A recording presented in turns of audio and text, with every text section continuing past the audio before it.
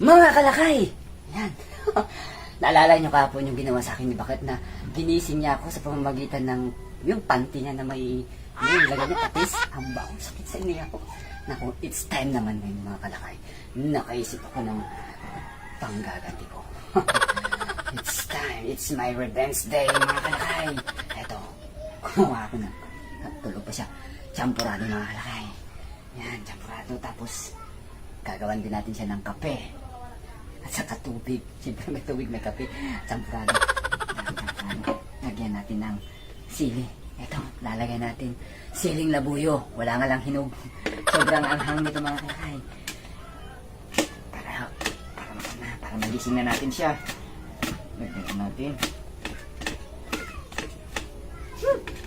Anghang. Amoy pa lang anghang na.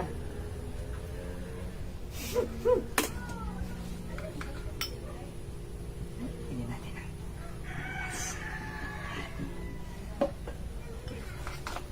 Tingnan natin para umilalim yung mga sili. Hindi niya makita. Ayan, tabunan natin. O ayan. Tapos tong kape na. Gawa tayo ng kape. Ayan, yan kasing ginawa mo sa akin Bakit ha. Makakaganti ako sa iyo ngayon dito. Ito ang lagay natin mga toyo. Ayan. Kulay kape.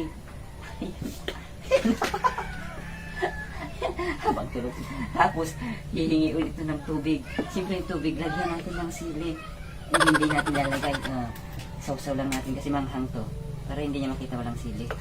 Ganon-ganon na lang natin. Yun o. Kasi manghang to. Pigain na lang natin yung anghang niya. Ayan. Anghang na yan. Ayan mga kalakay. Kisingin na natin si Bakit. Tawagin ko na. Sige na Bakit. Sige. Merinda na tayo. Ayan ang sa'yo. Ginawa na kita ng champurado sa kape. Ang ginawa mo, champurado? Titimpla rin ako ng sakin. Sige na. Wala na.